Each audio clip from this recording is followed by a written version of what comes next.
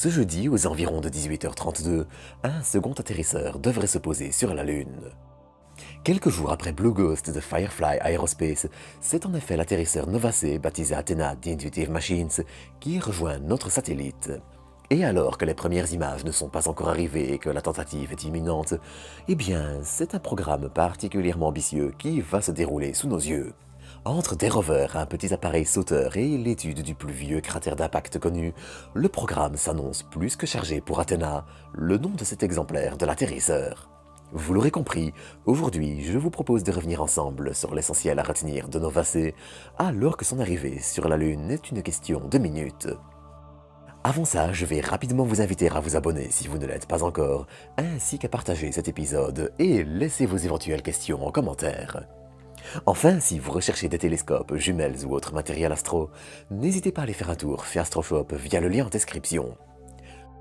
Sur ce, j'ai déjà bien assez parlé, alors dirigeons-nous vers la Lune, et plus précisément son pôle sud. C'est en effet dans cette région qu'Athéna devrait se poser à environ 18h32 heure française. Plus précisément, Athéna visera la région du mont Mouton, une montagne lunaire haute de près de 6 km. Mais ce qui est intéressant avec le mont Mouton, c'est qu'il n'est probablement pas qu'une simple montagne lunaire parmi d'autres. Il fait en effet vraisemblablement partie des bords du bassin pôle sud-Aitken. Profond de 6 à 8 km, voire 9 par endroit, et large de près de 2500, il est tout simplement le plus grand cratère d'impact connu dans le système solaire et le plus profond de la Lune. Bien que recouvert d'un grand nombre d'autres cratères plus récents qui rendent son identification difficile, il date d'environ 4 milliards d'années et est le fruit d'un impact titanesque. D'ailleurs, le bassin pôle sud-Aitken, et plus précisément le mont Mouton, devait au départ être visité par le rover Viper de la NASA. Mais son annulation pour des raisons budgétaires alors qu'il était déjà assemblé a jeté de grandes incertitudes sur son avenir. Ainsi, le choix a été fait de faire visiter cette région à Athéna. Et Athéna, il nous réserve bien plus qu'un rover sur la Lune. Ce sont en effet normalement 3 rovers qui accompagneront ces aventures lunaires, mais ça j'en parlerai dans un instant.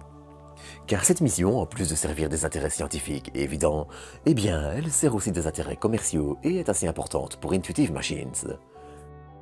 Lors de son premier atterrissage sur la Lune en février 2024, les choses ne s'étaient en effet pas très bien passées. En fait, avant le lancement au sol, les équipes d'Intuitive Machines avaient oublié d'activer le système de guidage pour l'atterrissage, et elles s'en sont rendues compte trop tard. Il fallut ainsi se rabattre sur une charge utile expérimentale de la NASA, et ça a mené à des imprécisions. L'atterrisseur a ainsi accroché probablement à un rocher, un pied s'est cassé, et il s'est retrouvé posé intact, mais couché.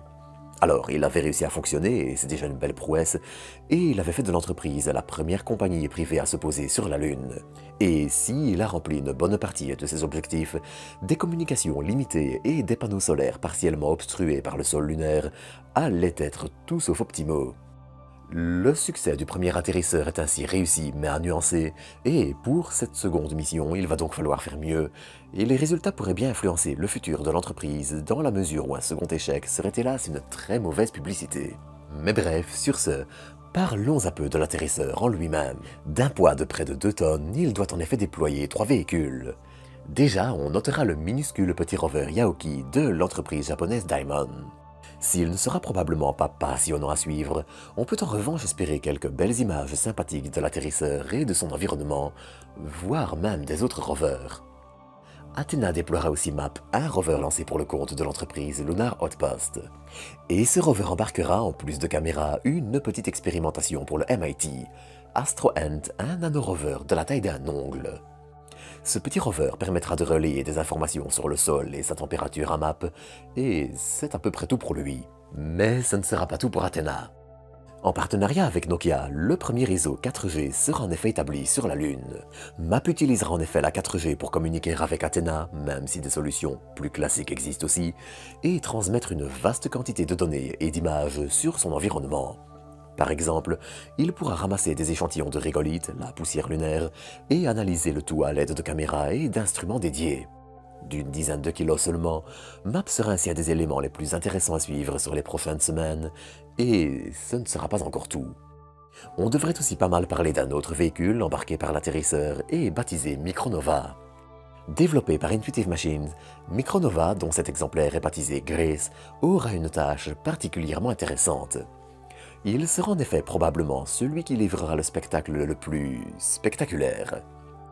Grace devra en effet s'élever jusqu'à une centaine de mètres et se déplacer par bond à la surface de la Lune.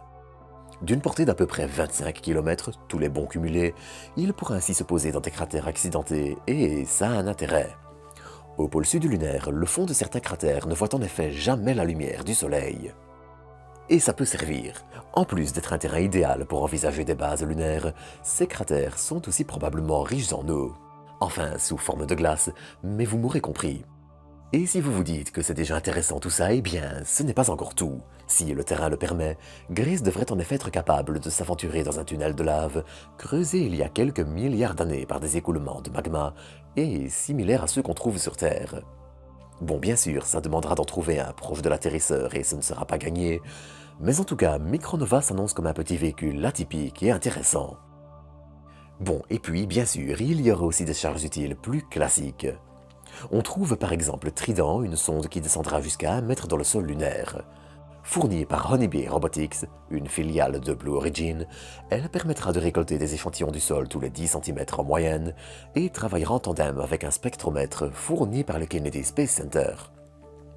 Ce duo permettra en effet d'analyser finement la composition de la Lune à différentes profondeurs et surtout de tenter d'y rechercher des traces d'eau dans l'idéal sous forme de glace. Enfin, il embarquera aussi un rétroréflecteur laser pour mesurer sa position. Bon, et il est aussi question d'une charge provenant de la République tchèque, qui serait une première du genre pour eux d'ailleurs, et qui mesurerait les radiations, mais je n'ai pas trouvé de source qui le confirme, donc prenez ça avec des pincettes. Dans tous les cas, si tout va bien, tout ce petit monde va opérer pendant une journée lunaire, soit environ 14 jours terrestres.